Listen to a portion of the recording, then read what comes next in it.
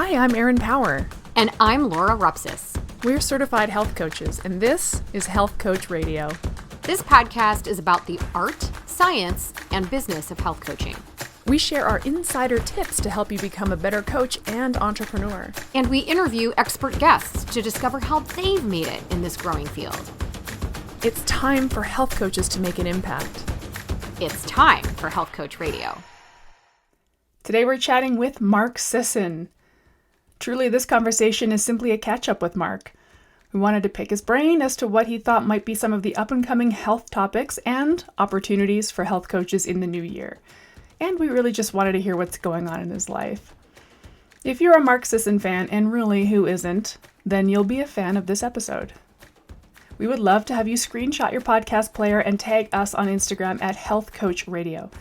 Don't forget to tag Mark too, at Mark Sisson Primal. By the way, the show notes for this episode and all previous episodes of Health Coach Radio can always be found at primalhealthcoach.com/radio. Our show is proudly brought to you by Primal Health Coach Institute, now an accredited educational provider with the National Board of Health and Wellness Coaches. This means that our graduates can become eligible to sit for the NBHWC credentialing exam to become a board-certified health and wellness coach. Check out primalhealthcoach.com/level2 to learn about our new advanced coaching course taught by me that will nudge you out of your comfort zone, launch you into coaching mastery, and qualify you to sit for the board certification exam. Laura will share a little bit more about what we teach and how at the end of today's episode. In the meantime, let's get on with the show and welcome the founder of Primal Health Coach Institute and one of the gurus at the top of the influencer lists for both Laura and myself, Mark Sisson. All right. Well, we're pretty excited because we get to talk to Mark today. Hi, Mark. Hey, ladies. How's it going? We're good. We're good. So it's our 100th episode, and you were our first episode. And I just want you to know that Laura and I have come a long way since then. We're much better at podcast hosting now. Okay. But we just wanted to have you back because obviously you're kind of like you're our guru, our guy that who we follow and who we work for ultimately. Right. And just kind of want to catch up with you, see how you're doing, just Cool. What's new with Mark. So Mark, what's new? Well, what's new is I've tried to transition into a semi-retired state with regard to the food company with Primal Kitchen. And it's not been easy because I need something to do, every day. And that's one of the things I've realized is that I'm very project oriented. And so the initial phase of being semi-retired and waking up in the morning and going, what am I going to do today? I have no idea because there's nothing on my schedule, other than the occasional podcast, was, I think, at first kind of freeing and like, oh my God, this is great. And, this is what retirement looks like. And after about a couple of weeks of it, I'm like, nah, it's not that great. I need the purpose. I need the reason to get up in the morning. I need to be, to have a project that I'm working on. And so for me, it was really solidified this notion that not only do we need a purpose and a passion in life, but the concept of making a contribution, right? The idea that I want to do something today that contributes to not just my, well-being and fulfillment, but possibly contributes to the greater good. Mm-hmm. And what does that look like, right? And so that's the kind of the through line. Having said that, I did have an amazing summer. My wife and I, we sort of around June decided that this COVID thing was getting out of hand, and we took a look at all of the rules and regulations around the world and decided we would travel and we would go places that would allow us to travel. Yeah. So we did. So we went to, first of all, we went to the Bahamas for a week, and then the Bahamas shut down. We came back. We went to Aspen for a week. That was fine. We could go to Aspen. Then we went to Turkey for 3 weeks, and we spent 2 weeks on a boat in Turkey and then a week in a resort in Turkey. And then from Turkey, we went to the south of France, and we spent 6 weeks in the south of France. And I don't want to make this, sound like some, elitist kind of thing, but we followed the rules, and the rules at the time allowed us to do all these things. Right. So we had an amazing summer of just some great travel and not a lot of bother with the lockdowns and all of the stuff that was going on, certainly in the United States and definitely around most of the rest of the world. And we sort of followed the summer, followed the sun, and then went in advance of whatever the rules were for lockdowns and things like that. Wow. Now the funny part of that, and it's not that funny. We came back to the United States, and I came back to Miami, and then we were in Miami for a while. We came back to LA, and I got COVID. Oh my gosh. I did. So after all of this around the world stuff, I wound up having lunch with a friend for about an hour one day, and I found out the next day she tested positive for COVID. So I sequestered for a couple of days. Next thing you know, sure enough, I test positive. For me, it was the most benign experience ever. It was like the simplest head cold I'd ever had in my life. I had congestion for one day. I coughed a little bit for a day. I did lose sense of taste and smell for 3 or 4 days. Mm-hmm. And then I was asymptomatic and it was gone, and it was like nothing had ever happened. So, I mean, I realize that some people have a big, big life-changing issues with this, but in my case, and I think it's, I have to say it's because I've spent my life preparing for this moment. Right. You know what I mean? Exactly. So, and I was writing about COVID to my friends and they, whatever, it's not the big deal. And so I'm kind of glad that I had the experience, because it for me, it was like, okay, now I get that this was not a viral issue. This is an immune system issue. Yes. If you have a strong immune system, you're going to do just fine. Right. And so gosh. all my blood work, falls right in line with everything that would be predictable or predictive of having a very low key benign COVID experience. So I have, my blood sugars are, normal fasting blood sugars. My fasting insulin is 2. Now the range is 3 to 20, and my fasting insulin is 2, which means I've been so a keto adapted and adept at managing carbohydrate intake that my body says you don't even need that much insulin to signal. So as you know, low insulin numbers are also predictive of good health. How do you get that done?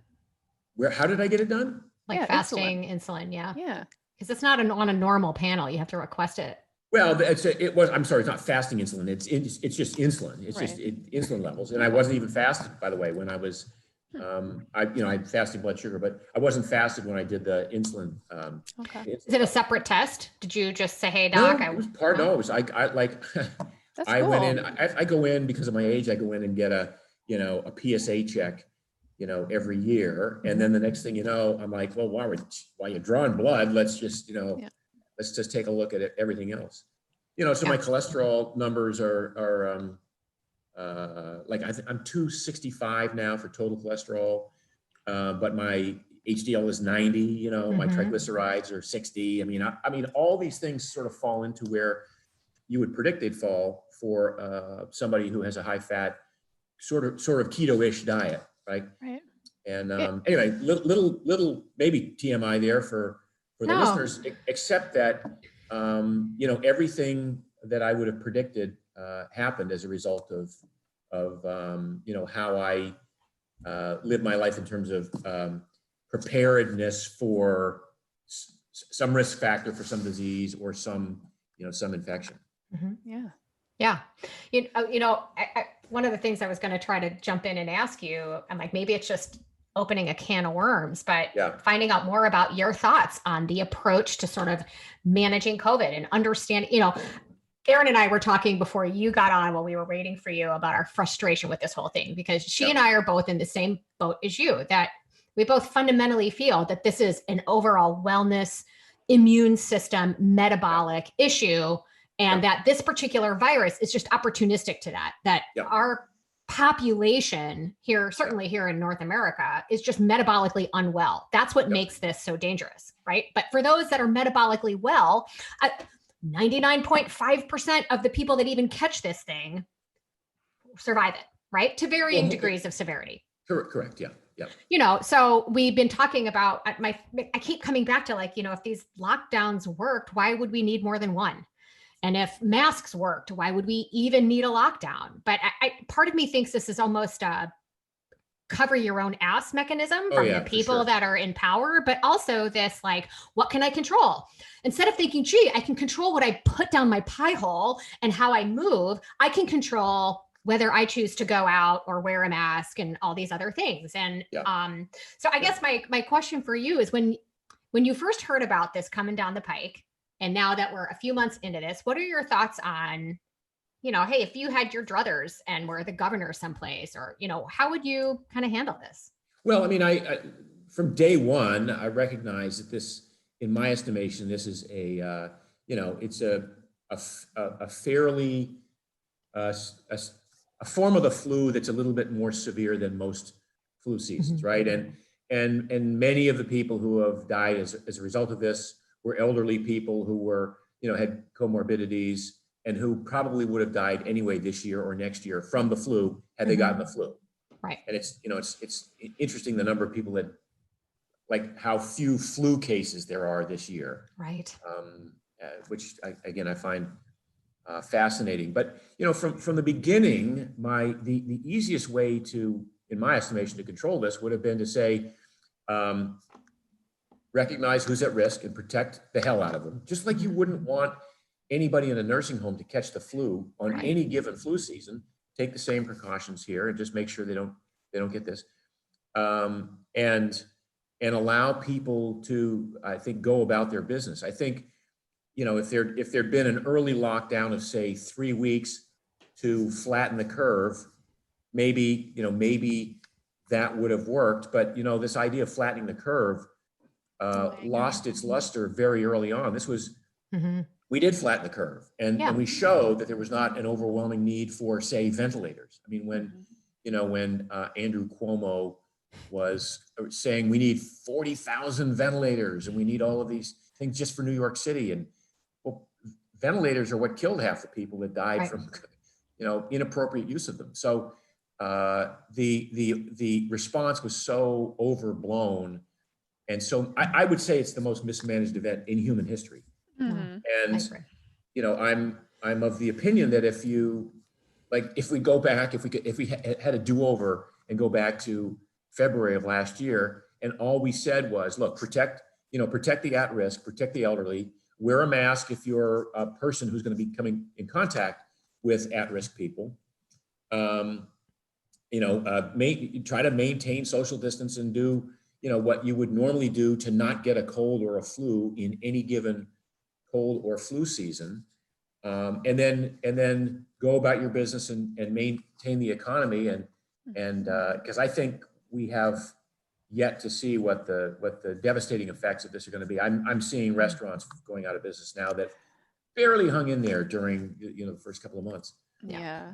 But if we'd done this early on, and then if the CDC had said, go outside and get some sunshine, take 8,000 units of vitamin D every single day, cut way back on your sugar intake because this is an opportunistic infection like that.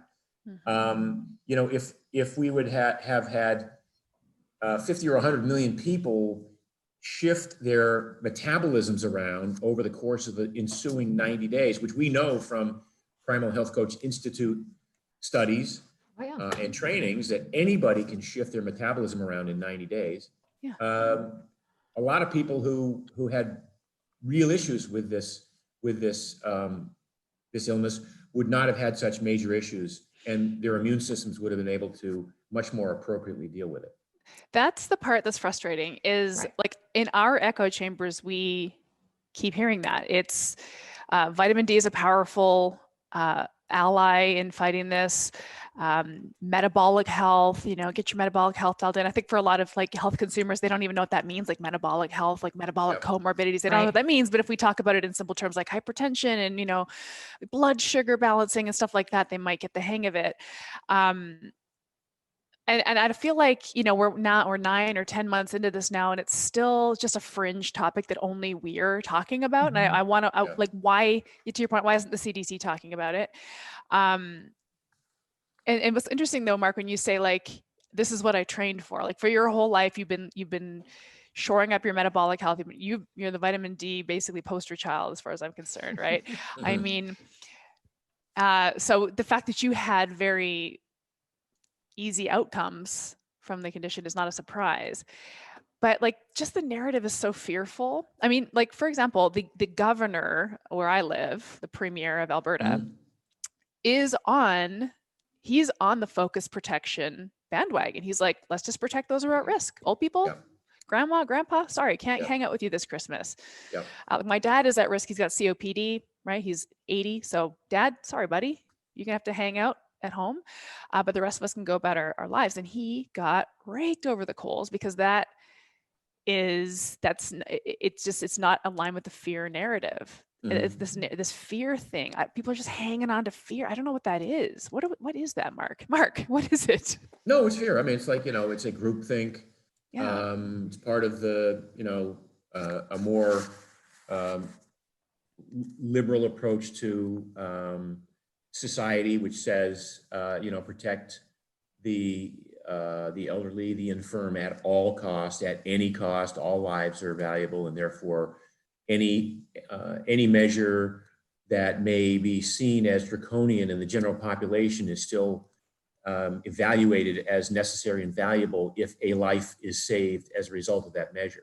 And I just think we're seeing now we're starting to see the beginnings of the crumbling of some of these businesses that, as I said, just they hung on. They were like, like barely hanging on for the last 6 or 8 months. And now in California, restaurants are now fully closed down again. And, I'm involved in 2 restaurants. I'm actually a guarantor on 2 leases, unfortunately, that when the governor shuts these restaurants down, the landlord comes back to me and looks to me to make up for the difference, because the restaurants, through no fault of their own, shut down and failed. And you're going to see tens of thousands of failures of restaurants and small businesses that again, they just they clung to hope, and they thought, okay, going back to March, you flatten the curve, it's just going to be 3 weeks, and then 3 weeks extended and it became more and more, and depending on the state you were in, it became longer and longer, and then it flattened the curve. It showed that there wasn't going to be this overwhelming amount of emergency room presentations that were going to overwhelm all the hospitals. That was the whole reason for flattening the curve, was just the stress on the medical system. And now what you're seeing is a rebound effect, where there's a lot of people who are finally showing up in the hospital because they couldn't hold off any longer, where there are other issues, and decided that, okay, it's time to do this. And then all of a sudden we have the seasonal rise again, the new winter surge, if you will, but anyway, it's such a highly politicized topic these days, and anybody who's lost a loved one to it, my heart goes out to you. Right.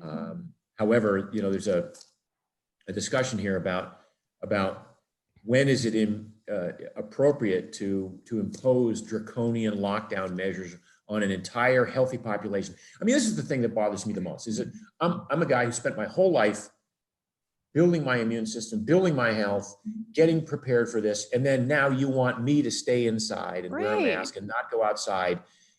And I'm one of the healthy ones. It makes like zero sense. Typically, as the discussion goes, in an epidemic, you quarantine the sick ones, not the healthy ones. Yeah. Well, right. And if you think about it, this is just a mindset shift. Rather than thinking everybody has to shut down in order to protect those that are most vulnerable, we should have been thinking about this the other way around. We need to use and leverage those who are healthy in order to support those who can't support themselves. This would have been the argument for getting people back to work, letting those who are young and healthy, or at least believe they are and are willing to take the risk and make that personal choice for themselves, to get out there, keep the economy going, and provide solutions and services for those who can't. A whole bunch of new businesses would pop up. I think Amazon would still be killing it. Uber Eats and DoorDash would still be killing it. All this other stuff. But at the same time, now you have a more thriving economy, because those who make the personal choice, because I think the biggest folly is that we've been chasing cases instead of actual. Well, here's the thing. I was reading an article the other day. They were talking about they're using the wrong term. Just because somebody tests positive doesn't make it a case. They're not in the hospital. They're not being treated. They're at home with a fever, you know? Yep. And they're using the wrong terminology. And so you see this huge rise because we're over testing like we've never done before. We've never done a mass blanket testing of influenza just because somebody sat next to someone with the flu. Right. You know, and I know as I say this, there's going to be people that are listening that are like, it's not the flu. Stop calling it the flu. It's a virus. Yeah. It's a respiratory virus like the flu. It's highly contagious like the flu. The biggest difference is the opportunistic part. The biggest difference is where it's finding its way in. And I agree with you. It's amazing how flu numbers have dropped off the table while COVID has gone up. What percentage of those people are probably actually just the flu? Agreed.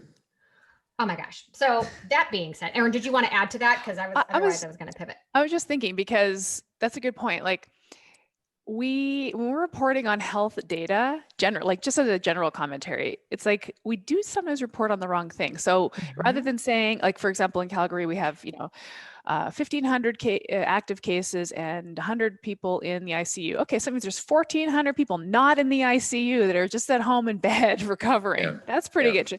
It's even like when you go to the doctor and the doctor weighs you and tells you that your BMI is this much. I want to go to the doctor and have them do my body composition and tell me how much lean body mass I have. That's a more interesting metric. More relevant, sure. More relevant. Right? Like, why aren't we measuring? Anyway, it just made me think, like, we really do kind of leap toward these doomsday. Yeah. No, right. Yeah, I think I was listening to a podcast with Dr. Gabrielle Lyons, and she was talking about what she thought would be as far as being a predictor of health and longevity is your lean muscle mass. That's what we should be tracking.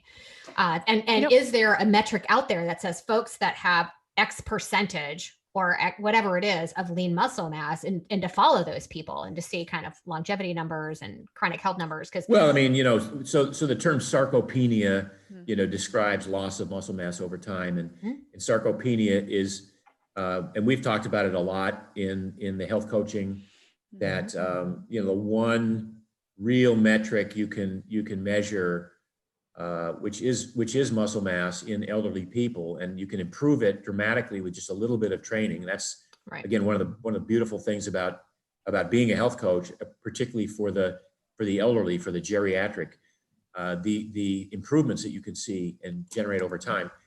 And with sarcopenia, with muscle mass, it's interesting. We talk about organ reserve and the fact that every organ in the body exists to sort of support the activity of the body, the movement of the body. So we define a quality of life as, I do, in two ways: access to thought and memory, so you don't get Alzheimer's, and movement, mobility. So if you are able to move and you're able to get around this world and see things and enjoy things and remember things, your quality of life is going to be much improved. Right. Well, mobility requires muscle, and muscle is something that has to be worked on actively. And when you work on muscle actively, a number of different things come into play. If you decide you want to build muscle and not lose it, you don't want to atrophy, you actually want to build muscle, you have to generate a thought that causes you to go lift some heavy things. The heart has to now pump blood to support that. The lungs have to inspire more air to be able to support the oxygen. The liver has to work a little bit harder. All the organs have to sort of work in concert to keep up with this thought that you're going to improve muscle mass. So as you improve muscle mass, you also call upon the body's organs to keep pace with the demands.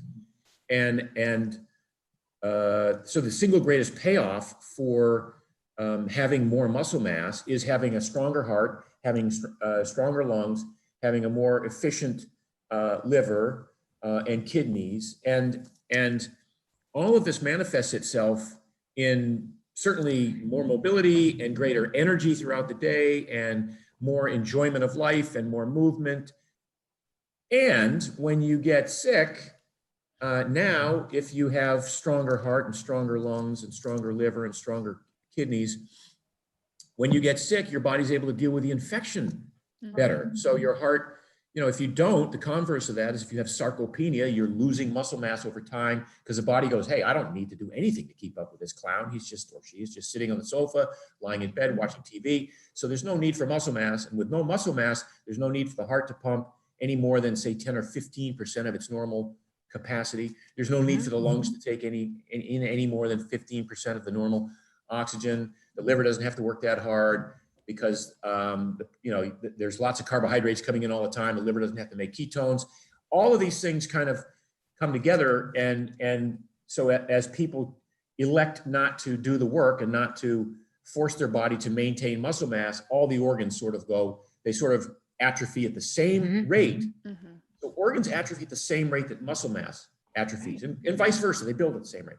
Right. So now you get to a situation where you've got somebody in a nursing home who has no muscle mass, is bedridden, and a respiratory virus comes in. Yeah.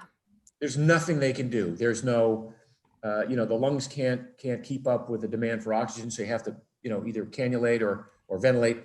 The heart can't pump hard enough to deal with the infection. The immune system has now been completely shot, so now the immune system is overwhelmed, and all of this. Again, it sounds like too reductive, but it all comes back to muscle mass and or sarcopenia. And if the more you can maintain muscle mass, just the things that you do to build muscle or maintain muscle mass will absolutely elevate every other aspect of your health. So you don't have to think about, well, I got to do something special for my heart. I got to do something special for my lungs. I have to do something. No, all you have to do is build muscle, and everything else follows suit. Yeah. When you were getting started, like when you were in your 40s, because I feel like the longevity story is pretty trendy right now. And of course, we're thinking about, I shouldn't say trendy, but I just think I hear a lot of people talk about it. But when you first got started, because like we know your story is that you were you were an overtrained endurance athlete and your gut was ravaged and just you were not the picture of health. And so that's kind of what led you to exploring some of this unconventional stuff. But even back then, like in your 40s, was longevity, and I always call it like walking up the down escalator of aging. Was that always in the back of your mind, or did this evolve for you? No, it's always been in the back of my mind. I was interested in the concept of longevity starting at 12 years old. So I was just a weird kid that way. Yeah. I wanted to live as long as I could. And, that like the first t-shirt we ever had with Primal Nutrition was "Live Long, Drop Dead." I don't know if you remember that shirt, but I do. We need one. We need something like that for our graduates. I mean, it's funny because we had a podcast with Nourish, Balance, Thrive, Chris, and I just adore that guy. And so we were talking about kind of motivation, right? What motivates clients and to actually improve their health. And that was a big one for me. But we are also talking about how that kind of concept for so many of our clients, for, depending on your niche and who you're working with, is still far off. It's not always that immediate trigger for motivation, but it depends on how you can tap into it. And the reason it is for me is because I'm an older mom. My youngest are 6 and I'm going to be 50 this next coming year, but I see my mom who's in her early 70s. She might as well be 90, and I feel fortunate that she is able to sort of self-insure. She's got the financial resources that she's not financially a burden for us. Right. But my biggest fear is to ever be that burden for my children, ever. Yeah. So, in my head, I'm training today for the life I want to have 20, 30 years from now. And the benefit today is how I look right now, how I feel now, right? There's this benefit to the here and now, but really that keeps me doing this every single day, regardless of like, oh, you don't need to lose weight, or gosh, why do you work out like that? You look like you're in shape. I'm like, I'm in shape because I work out like that, or I eat this way or what have you. But, from the standpoint of thinking through trying to build a business today in this environment, longevity might still work with people, but I mean, it's kind of a unique period in time right now, right? So if you were a coach or somebody looking to enter into the health and wellness space as an entrepreneur now, What opportunities do you see? What would you be trying to take advantage of? What would you be aware of or careful of right about now? Well, I mean, from my perspective as a primal health coach with an emphasis on ancestral health and wellness, I might go to companies that have that are doing virtual meetings on Zoom like we're doing today, and just say, look, what we've recognized, again, and we've talked about this for the last 40 minutes. What we've recognized is that this COVID issue, it's not going to go away soon, and the vaccine may or may not have an impact. But in the meantime, the message is clear. There are some simple things you can do to improve your immune response to this and to improve your overall health. And downstream, we could talk about longevity, but today, let's just talk about getting through the next 8 months without succumbing to a disease, or maybe even worse yet, succumbing to depression and other forms of illness because you've been locked down and you felt like you're throwing up your hands and giving up and just saying, well, I can't leave the house, so I can't work out, I can't have access to good food.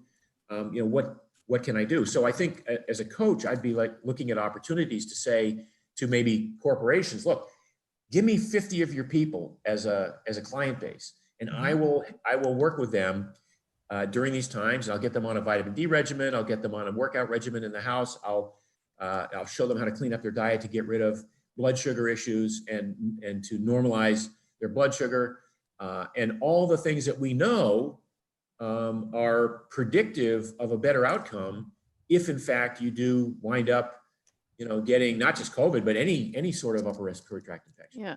So that's, at any time, you look at all of you said, Uber Eats and Postmates and Amazon and all the companies that have thrived during this pandemic. It's because they found something that people needed, and they were able to provide it. And so as a coach, I would say, what do people want? What do they need during this time, and how can I provide that? And now that there's such overwhelming acceptance of telecoaching, for instance, it was like a year ago, we could say, well, you got to set up your business based on personal one-on-one training and being in the home, and that's a lot of work, and there's a lot of travel, but you get paid well for it. No, now you can do telecoaching, and nobody thinks anything ill of it at all. It's almost like they'd prefer to do it this way, because you still have to have the personal rapport with that person. Yeah. Well, yeah, we've talked to quite a few on this podcast. We've had quite a few guests lately who are in this telemedicine space, and it's like, wow, what an opportunity for health coaches, because the literacy, like Zoom literacy, is at an all-time high. Yep. You got grannies who are getting used to talking to their doctor over a webcam. But I just think, I think about the trajectory of this year, and it's like, at first it was like great unknown, fear, then it was sort of like fatigue, and I think now we're kind of into like, okay, let's get on with it. Maybe not, maybe that's just mine. Like, okay, this is a thing, let's just get on with it. But like, one thing that I think is an opportunity is, well, I'm seeing a lot of health and fitness professionals who are like, build your immunity, boost your immunity. And I do think that language is a little bit just like a little bit trite. But oh my gosh, people think it's orange juice. Yeah, right. So it's like, but like, we talk about building resiliency, or building like a very strong, just capable body that's not only capable of getting through the virus du jour, but capable of getting through life and capable of getting through any stress or anything that comes upon you. That's the message. Sure. And I think about this, like, I think back to my early days in dieting and fitness culture, and all I cared about was getting smaller, tinier, lighter. And now it's like, F that. I don't want to be light. I don't want to be tiny. I don't want to be bird-like. I want to be a substantial woman so that I can thrive and survive through anything. Yep. And I think there's an opportunity to like really change the language around health. And that goes beyond longevity and more into like robust resiliency, which I think is a pretty cool opportunity. I like robust. I like resiliency. I like substantial. I like that. Yes. Right. Yeah.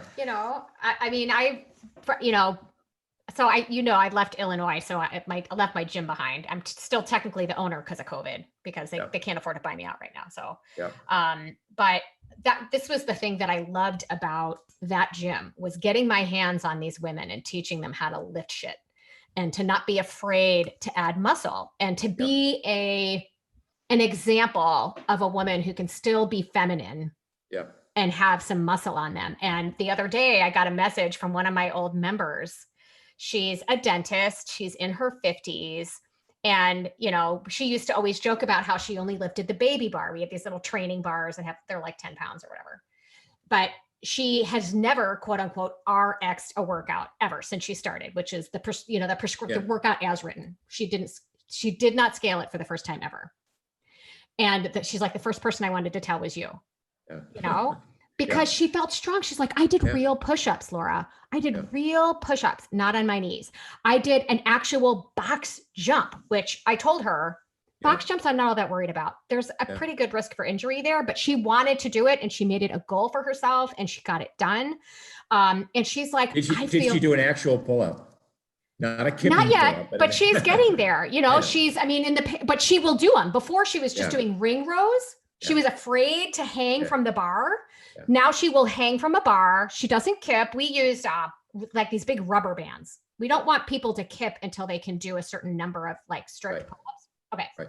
So, but the whole point of this whole little story is she went from someone who is basically just going to spend time with her husband and really had no interest in getting all that strong or building muscle to, I want to be a badass.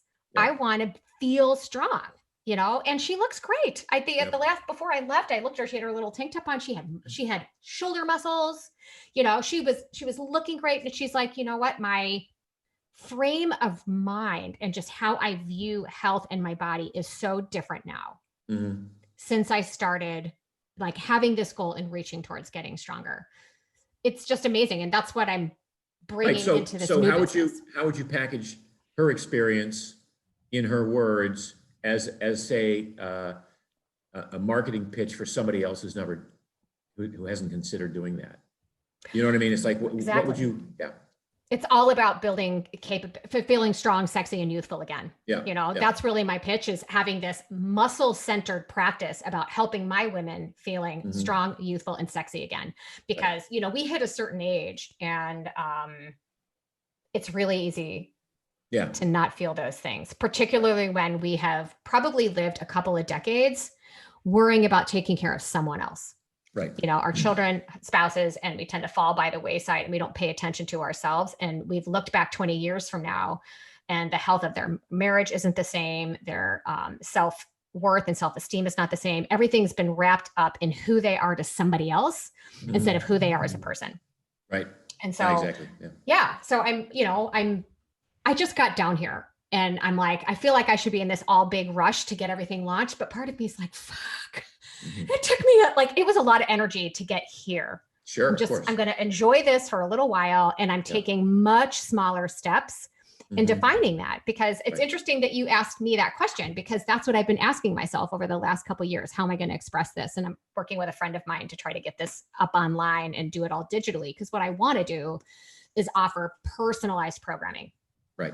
Just online for you with whatever equipment you have at home. We're going to set up a whole program that's going to come with, you know, nutrition coaching, not a diet.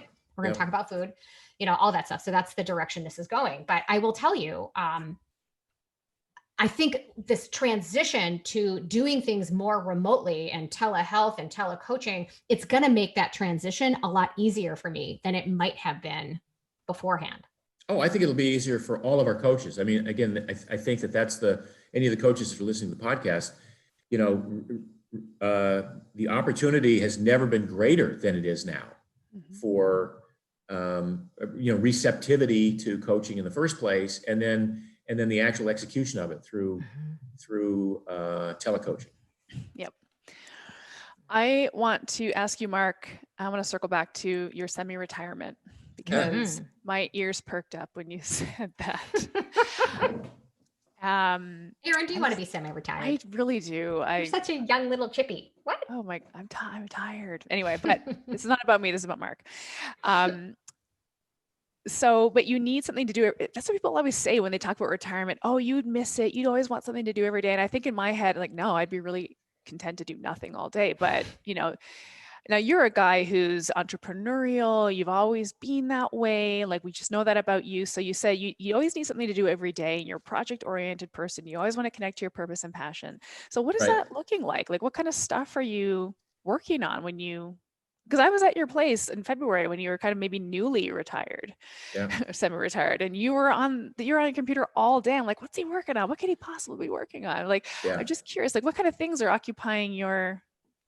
Well, I mean, right now I have like 10 angel investments that I'm involved with. So I do, mentoring for those companies, and I check up on, what I can do to help move the needle. For instance, what are some of those? Do you mind sharing what some of those are? Yeah. So until very recently, I've been involved in cryo, the chili pad, the sleep, the cooling device for your mattress that is life-changing for a lot of people. Yeah. Aaron has one too. Oh my God, I love it. I'm with a company called Territory, which is one of the larger meal delivery kit systems. Not a kit, they actually deliver actual meals, gourmet meals that you select from menus, and their main focus has been on local delivery. So they have local chefs, so instead of it being boxed and frozen and shipped across the country, it's delivered locally to you. I'm involved in SteadyMD, which is a telemedicine group. Got involved very early on with them. I'm with a company called Verzoom, which uses 3D virtual VR to gamify exercise. So you put on a headset and you're in a 3D environment while you're riding your bike and doing all sorts of things. Thrive Market was one of my original angel investments in 2014, and now it's huge.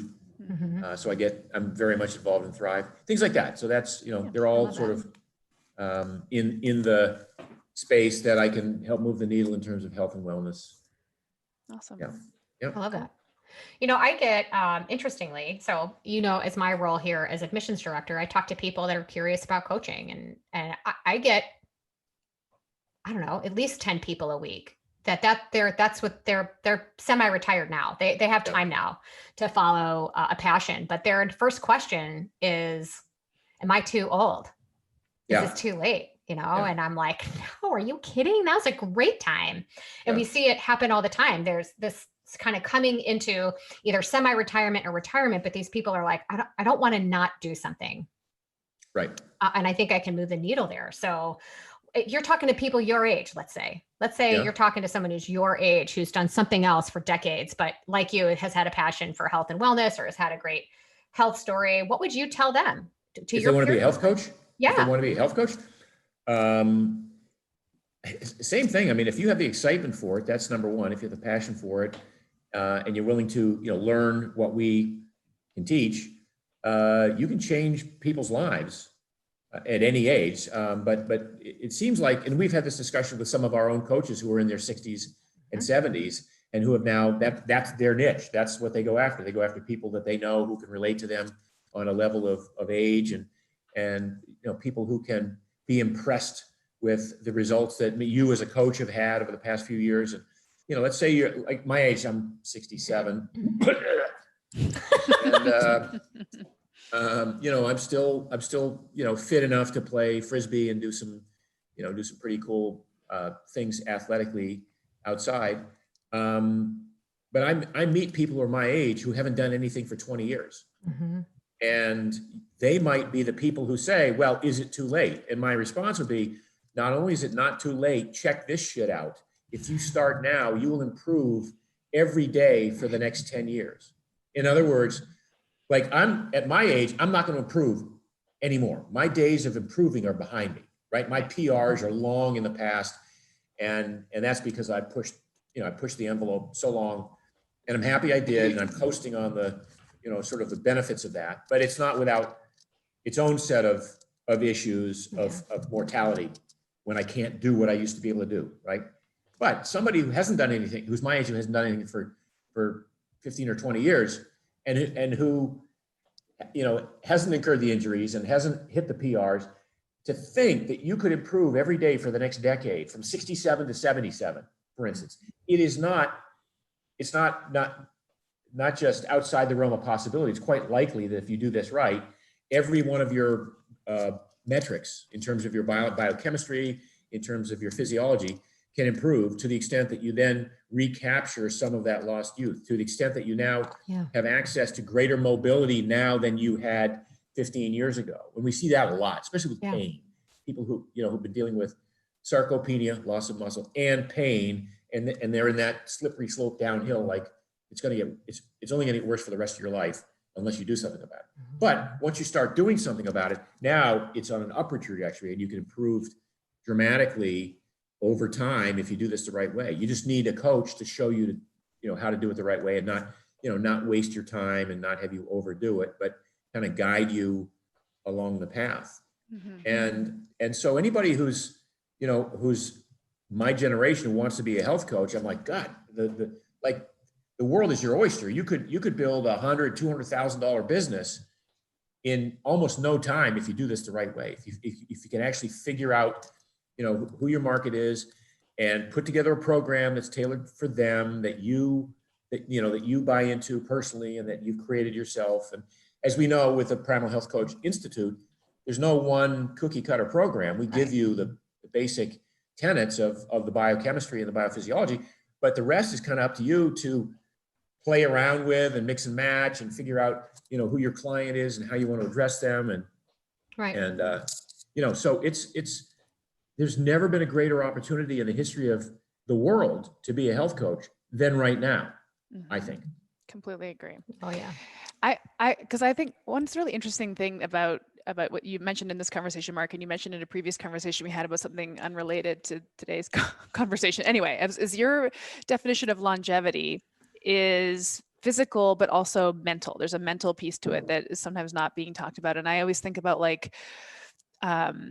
when we think about longevity, we're trying to think about how to make our lives long, but we're less concerned about how to make our lives deep and meaningful. Like we need to kind of maybe think about like longevity in terms of breadth of life rather than just length. I'm finding in my clientele that there's an appetite for that. Which is, so it's pretty cool. If you're a health coach and you're like, you want to get into like macros and you want to get into performance or maybe bodybuilding competitions or something like that, there's an audience for that. But if you're totally not into that, there is an audience of clients with an appetite for just a really good life, physically, mentally, spiritually. And I think that's pretty exciting. So I want to know from you though, the mental piece of longevity. What do you do for that? Like, what are you doing to keep your mind sharp? Yes. Yeah. Longevity, again, is sort of an overused and lost its luster. So it doesn't really, it doesn't mean that much to most people when they say, well, people are like, the average lifespan is 84 years old if you're a man, and 87 if you're a woman, and 88 if you're a COVID victim. There's everybody sort of assumes that's available to you in terms of living a longer life. But for me, it's about the quality of the life. So I don't talk so much in terms of longevity as I talk in terms of quality of life. And I had to say that they're the two pillars that really count the most are access to thought, cognition, and memories, the mental part of it, and then mobility, the ability to move through space and not just ambulate and walk around your neighborhood, but be able to get on a plane or a boat and go travel around the world and do a hike and appreciate and do a tour of churches in France or synagogues in Israel or temples in Japan or whatever, a safari in Africa. All these things are really what define a quality of life that if you don't have access to the cognition and the memories, and you don't have access to the mobility, your life is dramatically reduced. And some people have access to one and not the other. So there are a lot of people that are wheelchair bound and are sharp as a tack, right? And they're bedridden, they're in a wheelchair, and not because they have some massive disability, they just have sarcopenia. They've just atrophied their body so much, and for whatever reason, maybe genetic, their mind has not followed suit. Their mind is sharp, and that's a frustrating situation to be in. To be housebound, and then have all your faculties and want to travel the world and want to experience new experiences. The flip side of that is I know a number of people who are, who are physically quite fit and able and have dementia and have completely lost all touch with reality. So they're able to move around the world, they're able to ambulate, but they have no reason to, and they have no capacity to appreciate what's going on. So you need the two. You have to have the two to define a quality of life. And it just happens that if you do the work in the middle of that has to do largely with how you orchestrate your diet and your movement patterns, it benefits, it inures to the benefit of both of those primary pillars of quality of life. And from there, you can add in love and spirituality and purpose and projects and hobbies and all the other things. But you need these two pillars to be functioning on all cylinders in order to have access to the rest of life in a way that is meaningful. So I said for the longest time, the whole reason I had the T-shirt 20 years ago that said "Live long, drop dead" was basically I wanted to have a great quality of life, great health, and then one day the wheels fall off and that's the end of it. But unfortunately, most people, the wheels start to fall off at the age of 60 or 65, and they have this long sort of downhill spiral of less and less activity, less and less enjoyment of life, more and more drugs. And yeah, they live to 85 or 86 years old sometimes, but I don't want to be that person who's sitting in a wheelchair, drooling, waiting for waiting for the Grim Reaper to come get me. My mother died last year. She was it was October, so it's a little over a year ago, and she had stage 4 lung cancer 8 years prior and had survived that. She had lung cancer and she had breast cancer. She'd survived that. She'd traveled around the world. She'd done some great things. But in the last year, as she had a remission of the cancer, and it was clear that she wasn't going to live through the year, there was a point, I would visit her many times, and she's lying there on the sofa, like in pain, saying, "Why am I even getting up in the morning? Like, why? Like, Mark, can't you give me something and just like, let's have it be done with? I'm 88 years old. I've had a great life." But it's so ridiculous to wake up, to go to bed at night in pain, to fear not sleeping, and then to fear getting up in the morning to have to live this nightmare over and over again. Yeah. And so she passed before she had a chance to encounter COVID, which would have been a whole new set of circumstances. But I watched that decline, and I'm like, this is not what I want for myself. And you would, if it was a dog that was in that much pain, I'd put my dog down, right? So, but you can't do that with a person, and you don't do that with your mother. But just the idea that the quality of her life for the last 6 months was one of waiting for death. Right. And then even, like I think about my own mom, she was 71, but she was sick for 15 years. She's unwell for 15 years, like that descent into chronic illness. Yep. I'm 40, coming at 45 years old. I feel like I have like 60 years of life ahead of me. That's really exciting. Like, and they could be great years. I'm aiming to live to be 110 or 115 or so. Right. But they're going to be great years. They're going to be productive years. I want them to be productive in every sense of the word. And I'm grateful for this message. I'm always grateful for you, Mark, because I feel like you've been talking about this longer than anybody, consistently. And it's kind of like the world has come around and saying, it would be really great if we could just get like super healthy and live a great life for a long time. It's like, there's an idea. Yeah. That's something you've been talking about for ages. So I'm just grateful that you planted that seed, at least for me. Well, and in terms of the middle age and how do you motivate people who still can't see 20 years in the future, let alone 40 years in the future, and that doesn't resonate with them. how do you motivate them? And one of the things I would say is, this, again, we talk about play and the access to the ability to play and enjoy a sport or do something physically active that is, that takes some amount of skill and some amount of proficiency, but also generates, all sorts of endorphins and feel good hormones in the brain as a result of doing that. So whether it's skiing or snowboarding or inline skating, my most recent is e-foiling, electric foiling, on a surfboard. All these things are like, people who are in their 40s and 50s don't think in terms of getting out there and doing and playing, right?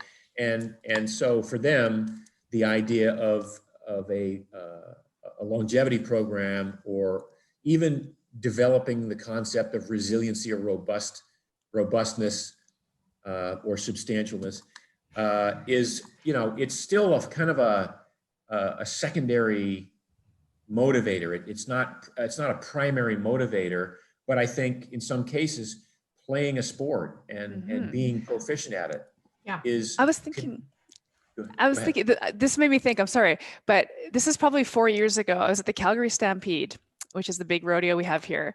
And the woman who won the barrel races, which is the only female event in a rodeo, Mary Berger, won the $100,000 cash prize at the Calgary Stampede at age 65. Jeez. And I was 40 years old at the time. And I was like, if I started right now, if I started learning how to barrel race right now, I could be Mary Berger. You could totally kick her ass. You know what I mean? Like that kind of stuff is exciting. But I think you're right. Middle-aged people think, oh, that ship has sailed. But nobody's doing the math on that. Like if you started right now, you could be such a badass, amazing, substantial person in your 50s, 60s, 70s and beyond. So how we, one of the ways in which we were able to do this without planning it or thinking about it, it just happened organically, was my ultimate Frisbee game in Malibu. So when I started the game 17 years ago, my son was 10. So this would have been 2004, shall we say.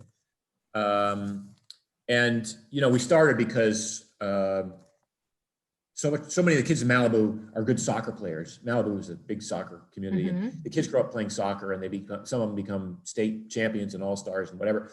And we would have this regular weekend pickup game with the kids and the adults of soccer.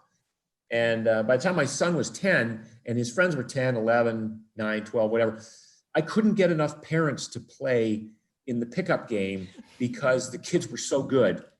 It became a real problem for families. So we switched the game to Ultimate Frisbee. And I played it once or twice in college. I knew a little bit about it, but we started playing this game, Ultimate Frisbee.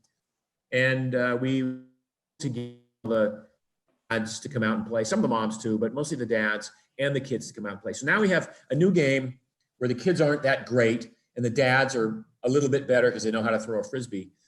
Right. And within a few years, I have a mailing list of 40 people, of which I'm going to say 20 are over 40 years old.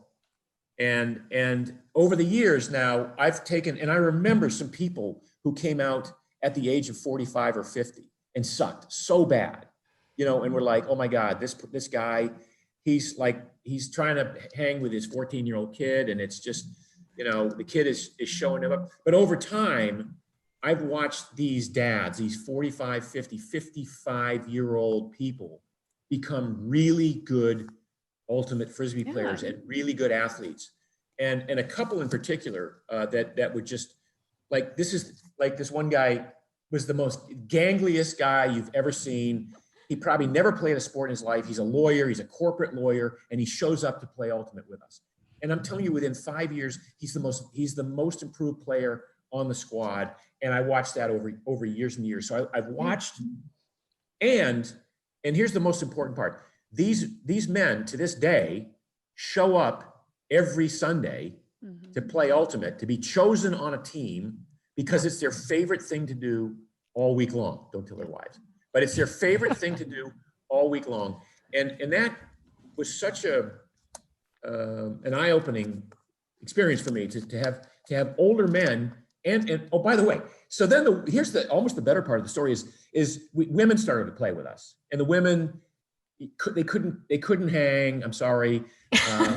It was there was too much testosterone on the field for arguing plays and stuff like that. So one of the women, Lynn Christensen, she said, I'm going to start a women's game.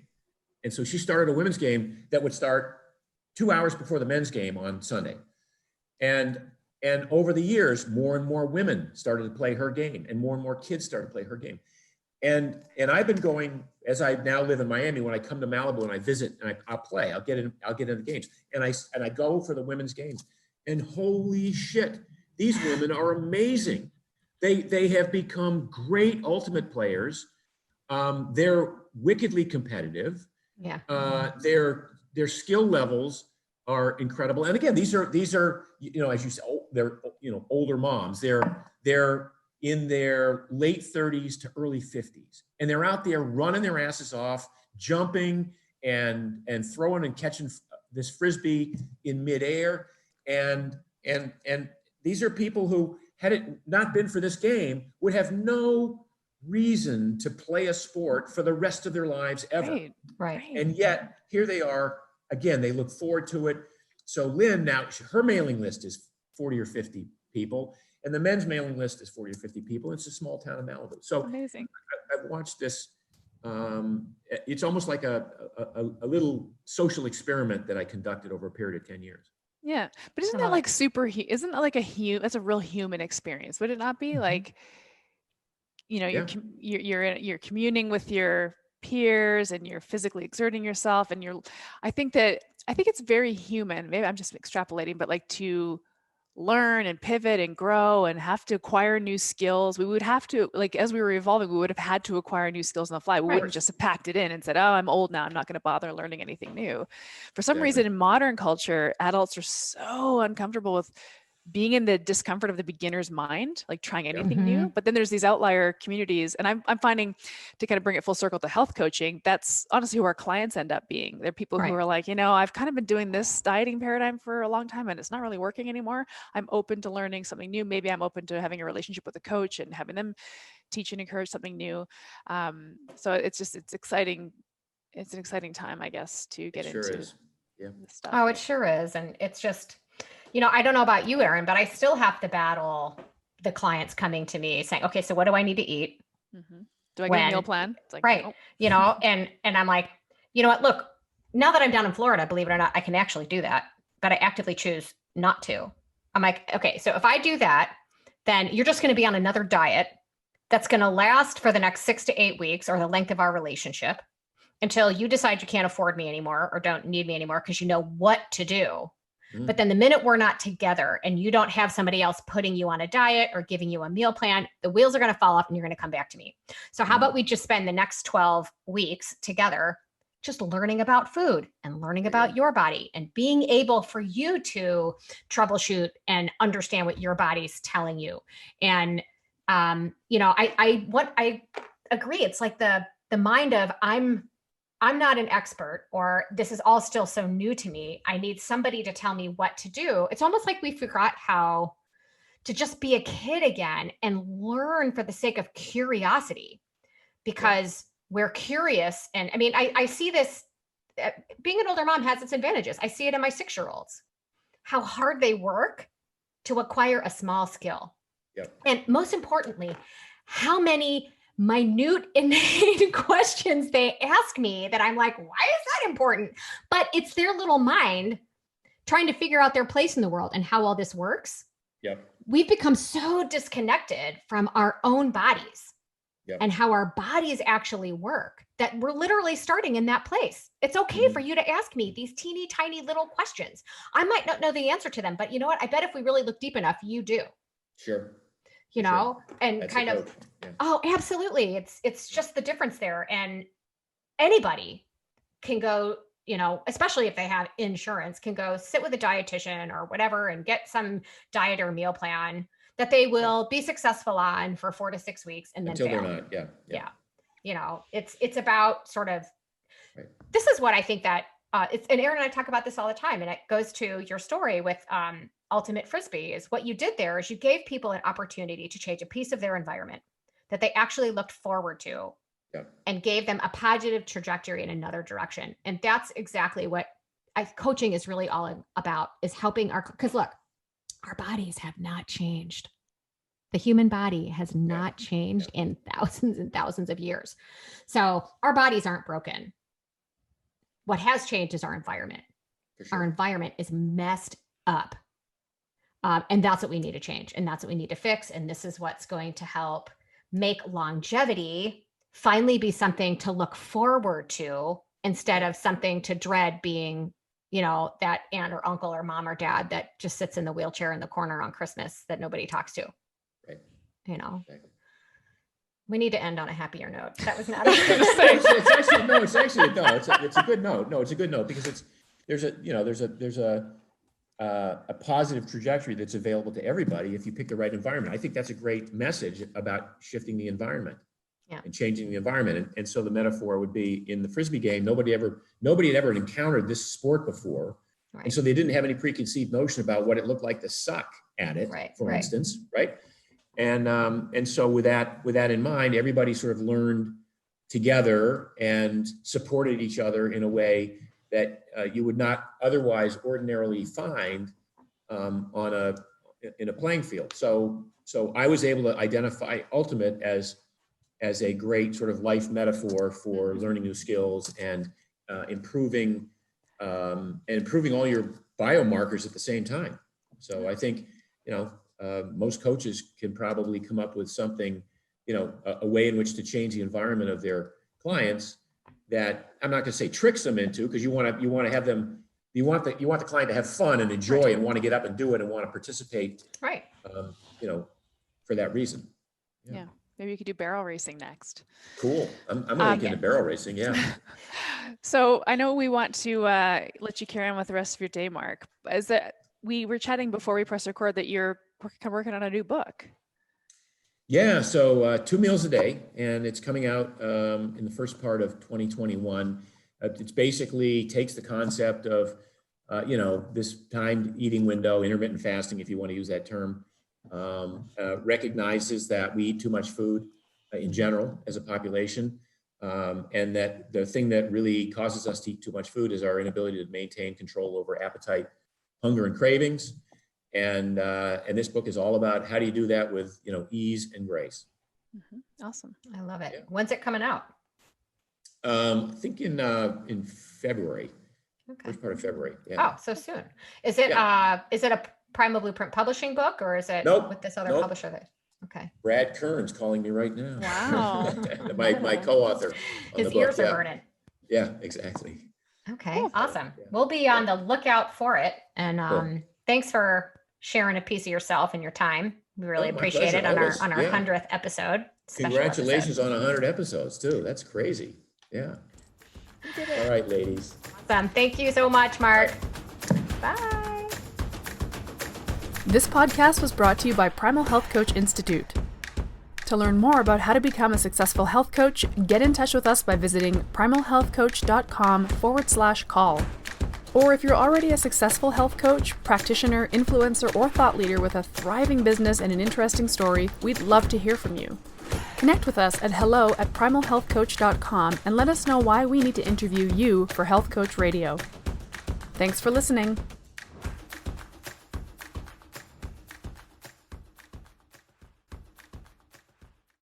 Well, if you've been listening at Health Coach Radio, you'll know that we're all about raising the voices of practicing health, fitness, and nutrition coaches, but most importantly, helping to further legitimize this exploding industry.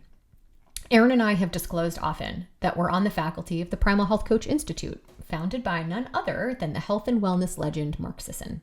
And we've interviewed dozens of guests from just about every different health coaching program you can think of, and who practice in just about any conceivable way you can think of.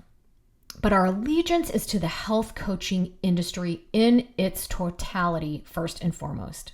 It's our desire to continuously and unapologetically lift and promote this industry that nudged us to create this podcast for you in the first place. It's this same yearning that encouraged us to take the educational offering at our health coaching school to the next level. We are so proud to offer the Primal Health Coach Level 2 certification course, which, when combined with our primary course, the Primal Health Coach certification course, not only satisfies the educational requirements to sit for the board exam, but is specifically designed to teach advanced coaching mastery. You will work closely with a small class of peers through this 12-week, very intensive, live online classroom experience to learn how to execute a coaching relationship that is truly transformational. You'll learn and practice how to ask powerful questions, what it means to hold space for your clients, but most importantly, how to actually do it. You'll learn about the craft of motivational interviewing and the nuances of habit change, goal setting, and accountability, and how to nurture your client's own inner knowing, their intuition, and their own self-efficacy, so that they will graduate from your care a truly transformed person. You want a big, successful, powerful coaching practice. And maybe you're devouring our episodes looking for the silver bullet that's going to launch your business into the upper echelons. We've said it a million times and we'll say it again. Your coaching skills are what will make or break you and set you apart for success in this field. So if you're looking to level up your coaching skills and maybe dial up your credential and become a board-eligible health coach, look no further. You can learn more about PHCI's Level 2 program at primalhealthcoach.com/level 2. But if you would value talking to a real person about your path to being a masterful coach and perhaps a board certified coach, book some time with me personally. You can access my calendar at primalhealthcoach.com/call. Or just call me. You can reach me at 844-307-7662. Thank you for listening to Health Coach Radio, and I hope I get to talk to you soon.